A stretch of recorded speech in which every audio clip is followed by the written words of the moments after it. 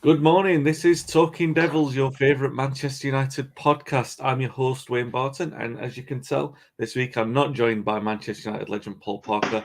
He'll be joining me tomorrow to pick the bones out of whatever happens tonight. But because the result of the game's on a Monday, I thought we'd fill the Monday morning podcast by getting someone on a little bit different. And the guest with me today is Joe Sealey, as you can see the name there, son of Les Sealey, the legendary cult figure at Manchester United and other clubs as well. But as far as we're concerned on this podcast, obviously cult hero Manchester United. Joe, a lot to talk to you about today with regard Les, his career, and the forthcoming autobiography. First of all, how are you doing, mate? You all right? I'm very good, Wayne. Pleased to be here.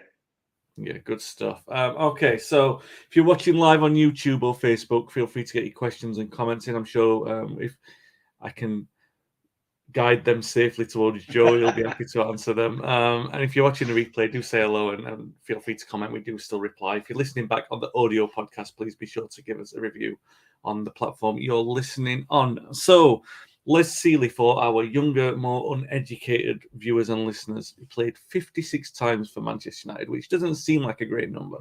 But in those 56 times, he made such a significant impression. He played 4 finals and a Charity Shield. His last 5 games for the club included a European semi-final and 3 finals.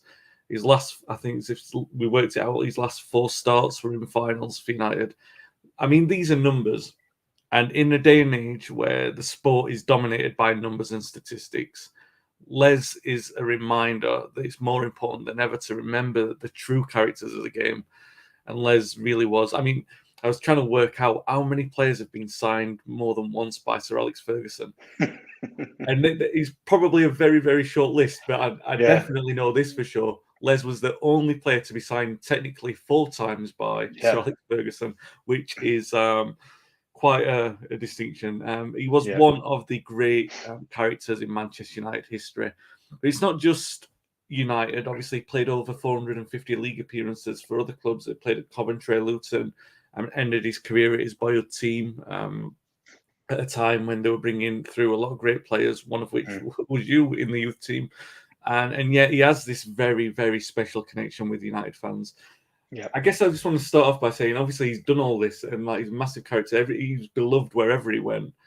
How on balance, how much would you say that Les's career is most remembered by United fans? On a percentage, how often do you get stopped by United fans? I get stopped 3 or 4 times a week by people that I don't know. And then anyone that knows me will always talk about the cup finals at United. Yeah. And I don't know if you noticed that I'm on a TV show now with my wife, and the more I'm on that, the more I get stopped by United fans to talk about my dad's cup finals. Always, but either Rotterdam or the FA Cup final replay. Yeah. What about Sheffield Wednesday? People must talk about that because that was heroism in. Yeah, I mean that was. People don't realise that he nearly died from that. So when he got clattered in the game and got his knee cut open, they stitched him up on the pitch, and he had the famous fight with the physio. But when they stitched it, they stitched a load of dirt into it, so it went sepsis. So he collapsed at the airport. So he rushed to Middlesex Hospital, and they said to him, if you didn't come, if you would have got on the plane because he collapsed at the airport, you would have died. And best way, you would have lost your leg. He was lucky to ever walk again, let alone play football. He recovered, and he actually recovered by going to Brian Robson's faith healer. He went there, and this woman, he took me with him. We went to this house, and she said, "I've got to get pissed." So she drank a bottle of vodka. I said, "There's an Indian sitting in the corner," and then she just put her hands on his knee, and he said it was like 2 irons. Yeah. And she said, in 3 days, you'll wake up and the swelling will be gone. And he said, on the 3rd day, it still couldn't walk. Fell asleep. When he woke up, the swelling was gone, and his career carried on. Yeah, it is mad. I mean, just a few weeks after that, he played against Barcelona as well. Yeah. Do you have many memories of his career at United in particular? It's the first club. See, I'm a United fan because it's the first club I remember him playing for. So I don't remember. I mean, he was at Coventry for 8 years, but I was only alive for 2 months of that, and then Luton for 7. So when he joined United, I was I was 7, 8, and I remember that. And I remember going to Old Trafford, sitting in the stadium, and I remember what I do remember was the noise was terrifying for me when I was 7 or 8. I'd never been to a club where it was so loud. Yeah. And yeah. With Les, when he came to United, he seemed to, well, after he signed for United, because he had 2 loan spells before he actually signed. And after he signed in, he was like the regular goalkeeper for a season. There was an interview with him in the match programme, and he was talking, I've got the quote, it's like, every day is like Christmas. Every time I'm picked, it's a bonus. Even if my next game is my last, I've already achieved more than most by simply playing for United. I only came here to be cover. United could buy any goalkeeper they wanted. He had a very pragmatic sense of his value at the club, which is strange because obviously he's loved more than what he thought his value was, for sure. Yeah.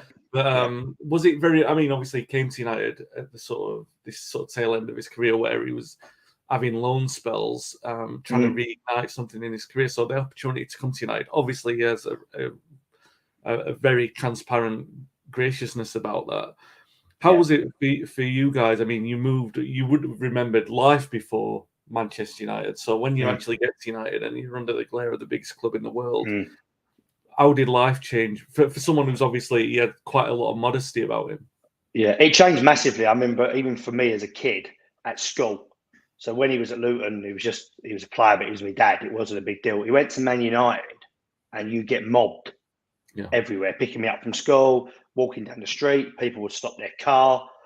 It was a completely different level of fame, and I think what he found at United is he came out at 32. The year before at Luton, he fell out with Ray Hartford, and he hadn't played. So he kind of, I think his career was over. He's suddenly at the biggest club in the world, and every day was like what you said.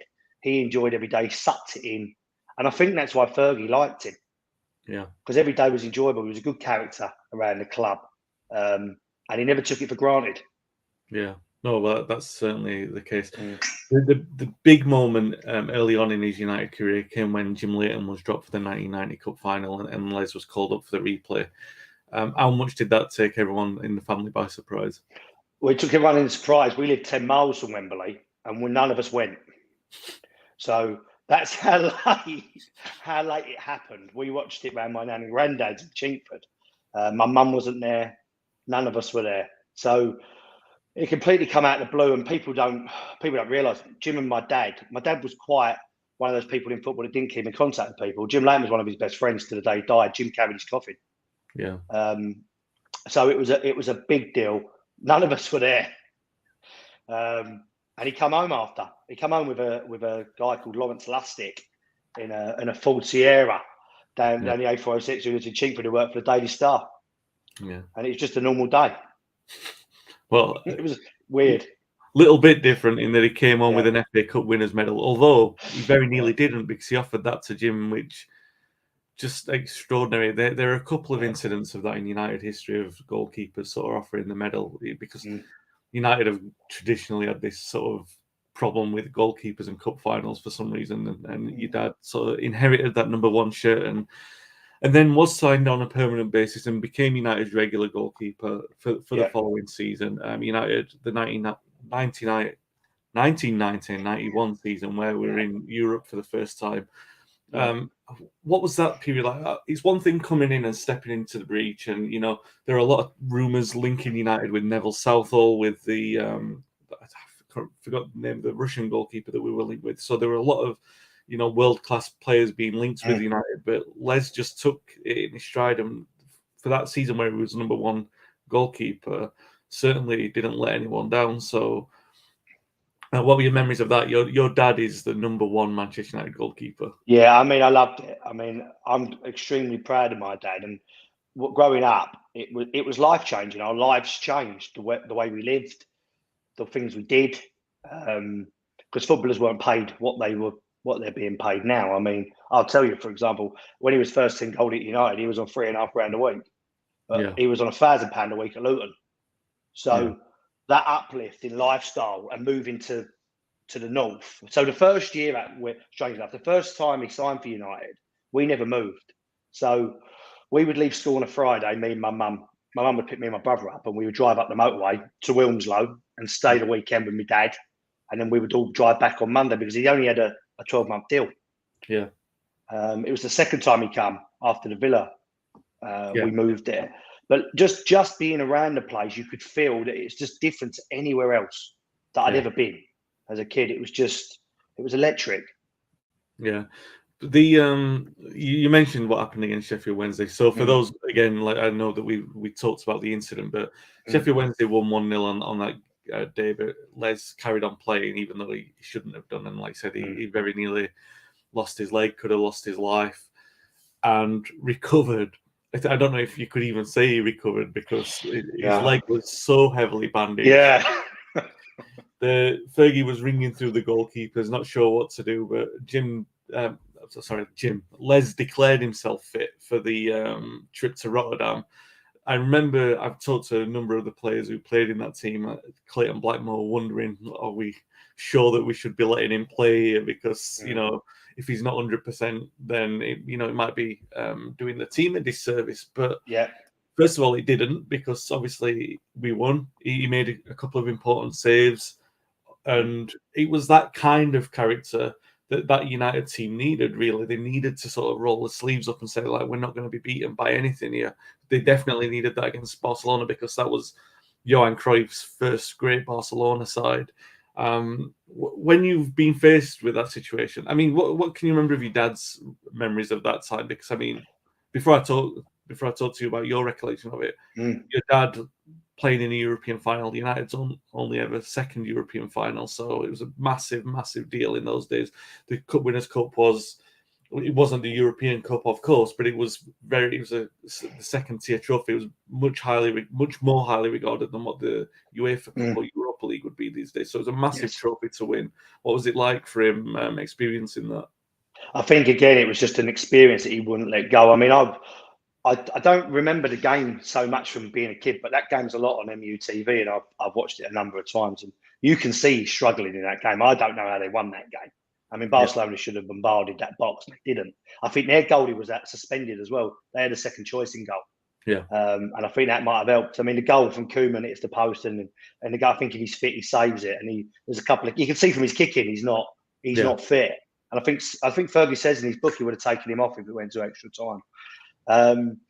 But that, I think, just summed up my dad. I think that's one of the questions I'd have for my dad if he was still here. I'd say to him, how did you play in that game? Because I know from living with him how much pain he was in, and how long it took him to recover from that injury after.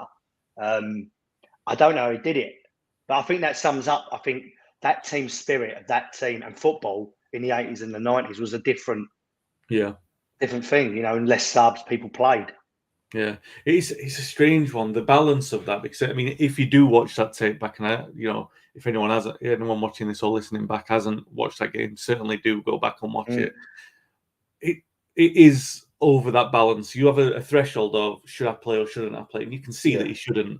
But that tells you how much the opportunity meant to him, because how many players are going to get a chance to play in the European final for United, especially your dad's career trajectory to that point. But he didn't let anybody down. I think you're probably right. If he was completely fit, the goal wouldn't have gone in.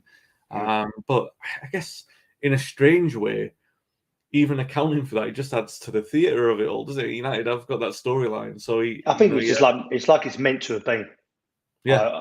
I thought my dad's career at United was like it was written. It was in the stars that stuff would happen. And strangely enough, I bumped into Alex Ferguson for the first time ever 4 months ago. I was at a horse racing. I've got some horses. We was in the same company. And somebody introduced me to him, and he said to me, your dad made my career. And I said to him, well, I think you made my dad's career. And I think he would. And he went, well, maybe we did each other a thing. Yeah. And it was a lovely, lovely moment, because I weren't expecting that from obviously the greatest manager that football's ever seen. Yeah. But people do say that he saved his job. I know Martin Edwards says he didn't, but Fergie thinks he did. So, that was lovely. Yeah, certainly. I mean, there was so much riding on that first trophy, and it was such a massive decision that if it had gone wrong, do you know what I mean? It could have easily been sacked. You're absolutely right. So, it's not surprising that Fergie holds him in such reverence, and it goes to show the esteem in which he holds him, because obviously Fergie's not going to reserve that kind of praise for everyone. Not even Roy Keane gets that these days. I was really surprised. So the last chance for Les at United. So he went to Villa. He signed this deal at United. I think he was hoping for longer at United, but then when they signed Schmeichel, it was kind of like, all right, I'll move on to get first team football. And to be fair, what Les had done at United, I think he'd grown in confidence a little, right? So he'd gone, all right, I can establish myself as a top level goalkeeper again. So he went to Villa, played a few games there. I mean, Villa still had was it Nigel Spink in goal? So Nigel Spink.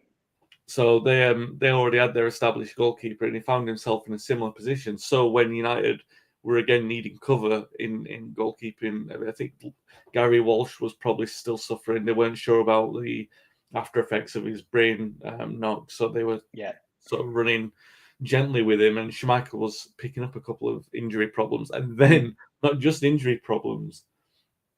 There was the still in 1994 where United were just getting players sent off every week. So at one point, it was Eric Cantona. I think Hughes might have been sent off. I'm trying to think. They were getting a lot of suspension. And no, Cantona was sent off twice, obviously. And then against Charlton in the cup, Peter Schmeichel comes rushing out.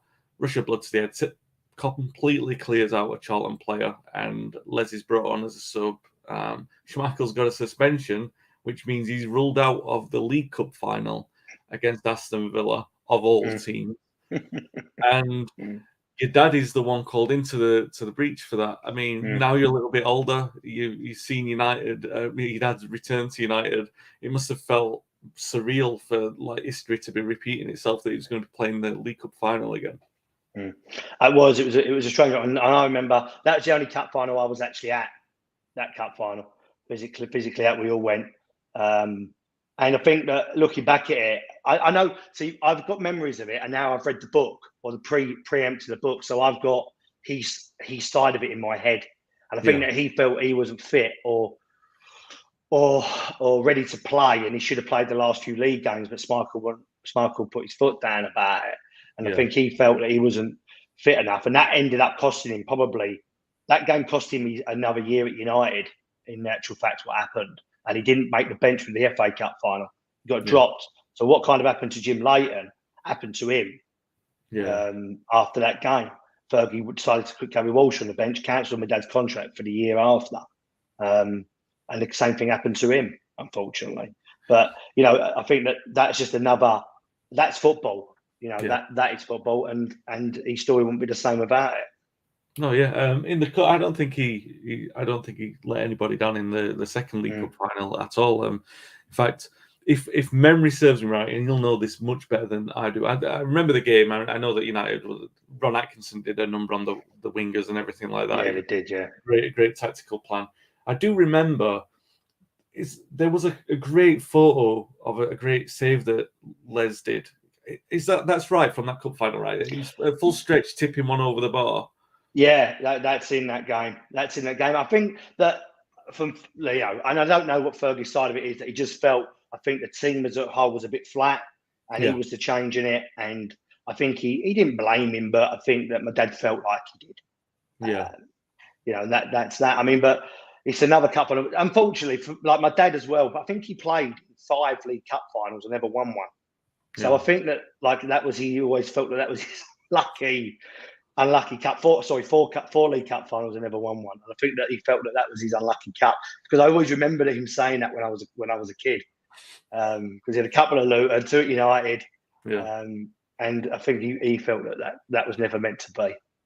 I think he would have probably traded that if you'd have told him the balance is 4 lost League Cup and a 1 European Cup Winners' Cup. I think he would have.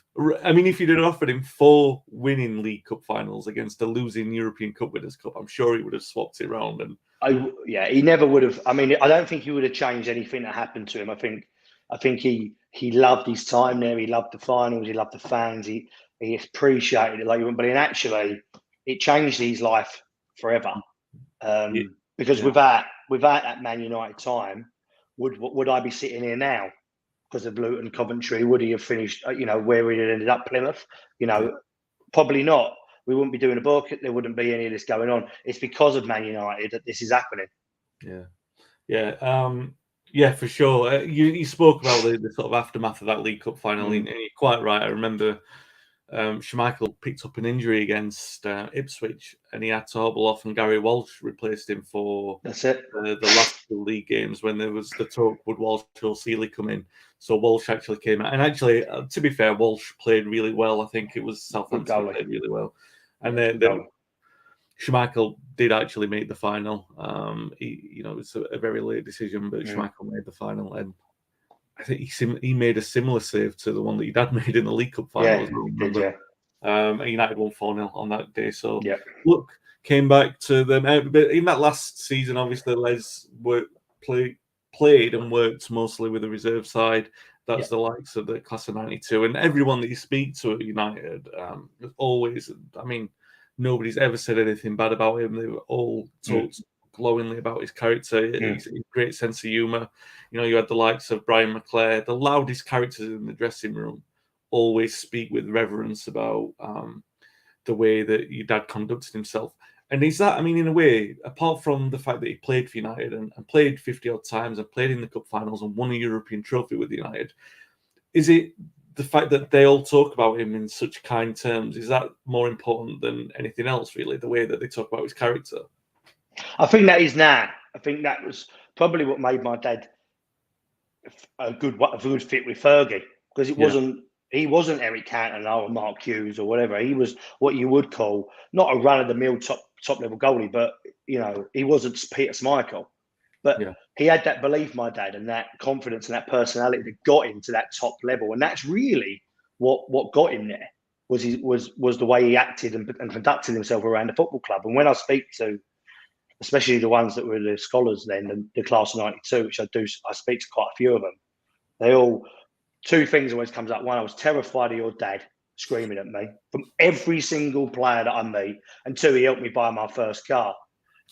In fact, one of them called me yesterday and said, "You've done this book's done." I said, "Yeah," and he said, "Make sure it's in there that he took me to buy my first Nova, and he made me buy a radio to come out. It was like a briefcase." He used to take all the scholars to buy their cars, and I think David Beckham was my dad's boot boy at that time. So, and he was from Chinkford. We're from the same place, so they knew each other from there. We all went to the same schools and stuff. So, it's just that time at United, I suppose, when you look back now, was a magical time that you didn't realise at the time was because of the players and what was changing was football history being made. You were there. Yeah. And your dad definitely played a massive part in that. And so we fast forward to the fact that he finished his career at his, perhaps the fact that he was at United helped him move to West Ham, finish his career at his boyhood club, really. His last league game was at United. He came on as a sub in Cantona's last game. So Cantona steals the headlines, but a lot of us still remember it was Les's last game as well. I didn't know that. I did not know that. Okay. He became a coach at West Ham for a while, and you were obviously sharing some time with him because you were a young goalkeeper coming through as well, right? You were a goalkeeper, that's right. I was a goalkeeper, yeah. And then obviously there was a tragic passing in August 2001. He died suddenly of a heart attack, and again, you can't speak, more profoundly about the tragedy of that. But ever since, obviously, every single year there's a reverence. I keep using that word because it's so significant with your dad.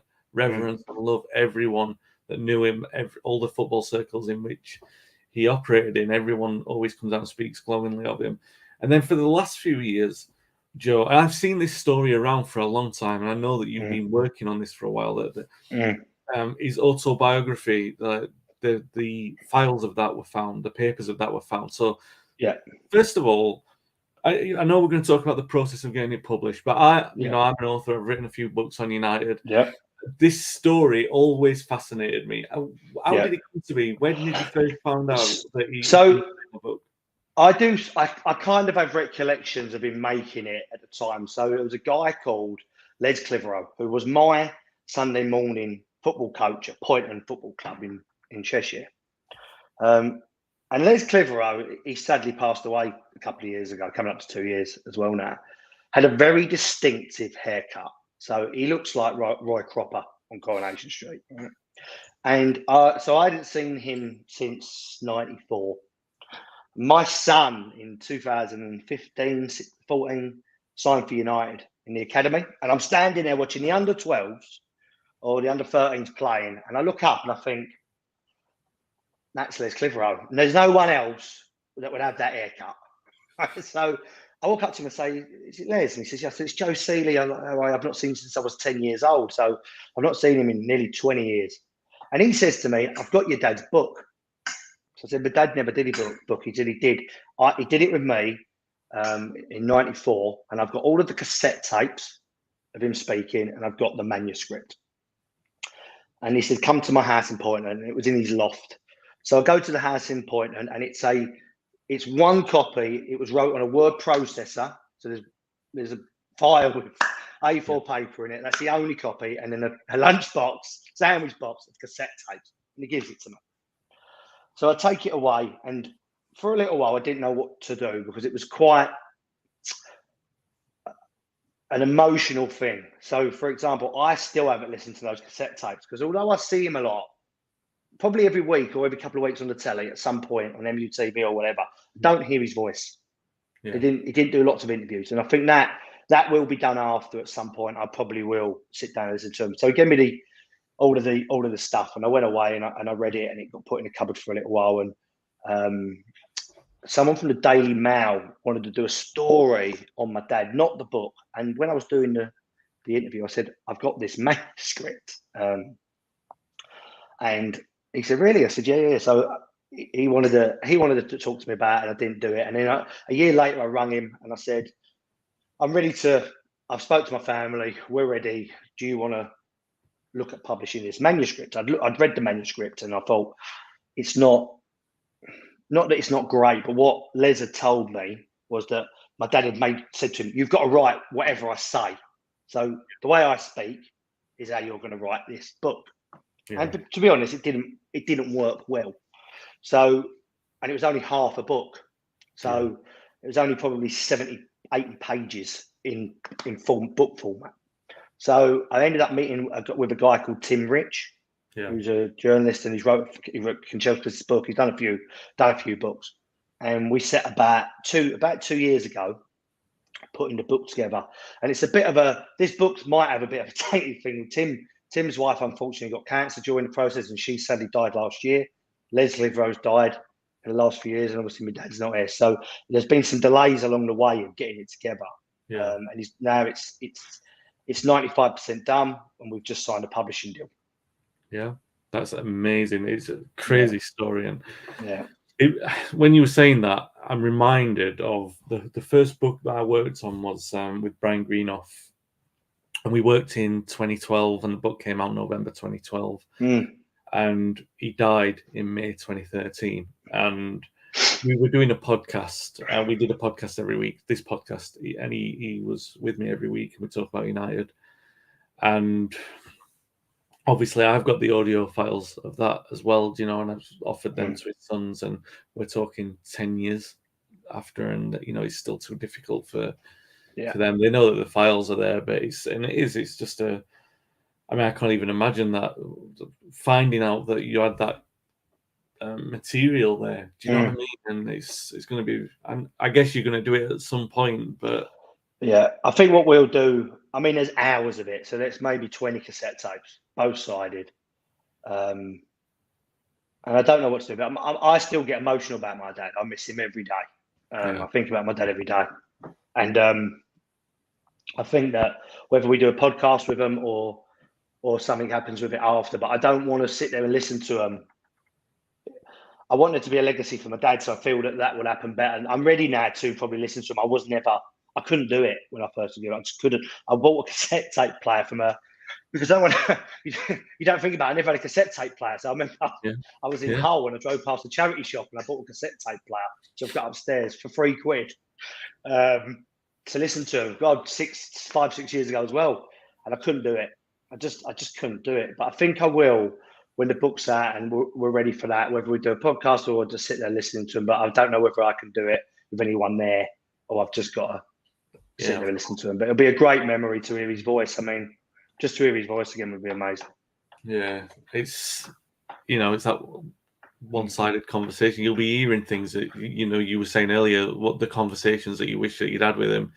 Those are going to be those conversations, aren't they? Really, and unfortunately, obviously, you can't talk back. But just listening to it and hearing the way that he will explain his experiences in the way especially in a complete full and frank way. First of all, your dad never pulled any punches when he spoke in interviews anyway. But secondly, the fact that he wanted it told in his own voice, that he's going to be saying it in a very particular way that will be, bring back a lot of memories for you for sure.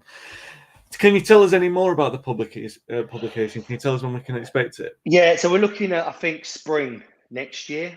Okay. Is what the timeline is. It's got to be fully finished by November. So what they've had to do is to make it a full book is go back and interview people, players at the time, managers, people that my dad affected. Because like Glenn Johnson, Chelsea England player, lived with us as a kid as well. Stephen Bywater. My dad, people don't realise this. My dad was one of the founding partners of a football agency called Stella, who are now the world's biggest football agency.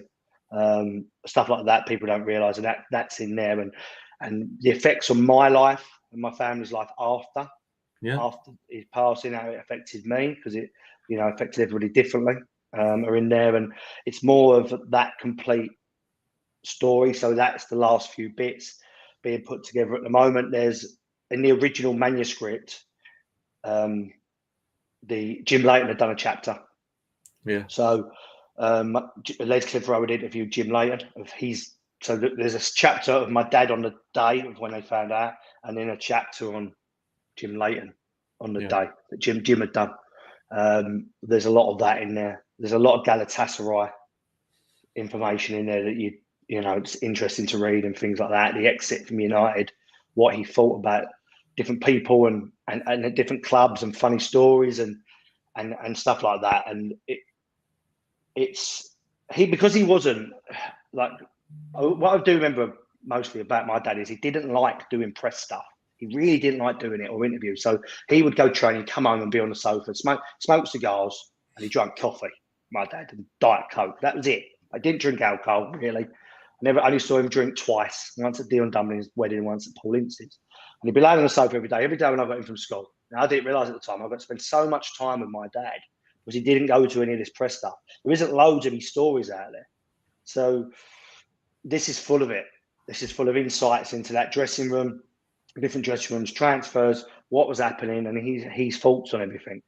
And I think that side of it is extremely interesting because of the Man United history from that point. Yeah. Well, without doubt, he was involved in one of the most critical periods in United history, and him stepping in as a capable goalkeeper when Fergie was under immense pressure, and then to come in and help the club win their second European trophy. I know you've spoken very modestly about his ability, and your dad was very modest about his ability, but his contribution to United history and the way that he's beloved, it just honestly cannot be understated. And I've said it before, said it to you off air. We've talked about it before that everyone who runs this podcast and the website associated with it is just massive fans of your dad. We all grew up in that era of him stepping in, and remember the journey of thinking that these kind of things might derail United trying to get back to where they wanted to be, but he was part of the journey and part of what made it a positive one. He could have easily been a bad goalkeeper. Yeah, it could have been the reason why he didn't win the cup in 1990 or the European Cup Winners' Cup in 91. It could have easily been the reason why we didn't, but he didn't. He stepped up, and he was magnificent and just a tremendous character. Missed by everyone, not just yourself and your family, but with death, you always have this opportunity to remember someone and remember the legacy in which they created, and he certainly did that. really, really looking forward to the book. Having written so many myself, it's a relief to actually get books that I haven't written. So, I'll be able to read something, and certainly the book on Les. Once I first heard about the story and how you came to get the tapes and everything and the manuscript, so fascinating, and I just can't wait. Honestly, I know for sure I'm not going to be the only one. So, spring next year, everyone will be looking forward to that for sure. And when it comes out, maybe get you back on the podcast and we'll talk about the reception of it. 1,000,000%. I mean, the one thing I will say, and I think this is all true about all great Man United goalies, and whether or not you count him in that or not, and I do because of the effect he had on the club, is that they're full of confidence. They're big characters, Peter Schmeichel, Van der Sar, even David De Gea. You have to be a special character to play for this football club. That's what I think. And the ones that haven't worked out are people that shrink. And I think my dad had that confidence to say, I'm here and I'm going to make the best of what I've got at this football club. Yeah. No, I absolutely 100% agree. And it's probably that character that more than the bandage probably covered the whole array of different things against Barcelona. It was probably that character that did it rather than anything else. So, thank you again for your time, Joe. Really appreciate that, and we're really looking forward to the book coming out next year. If you've been watching live on YouTube, feel free to get your comments in. I'm sure Joe will give it a look afterwards if you're watching back on the replays, and if you're listening back on the audio podcast, please be sure to give us a subscription and a review on that platform you're listening on. We will be back tomorrow. I've got a few podcasts lined up tomorrow. We're going to be picking the bones out of whatever happens tonight. If they pull out a result that was the same as when Les last played at Old Trafford against Liverpool, I think it was 3-1 to United. I went through the results just to make sure. I know he played in the 4-0 at Anfield, but just forget that one. We're not at Anfield tonight. But he definitely played in 3-1 at Old Trafford. So if we can match that one, then tomorrow we'll be very happy listening and viewing on the podcast. We will be back tomorrow. Thanks for watching. Thanks for listening, and stay safe and stay well.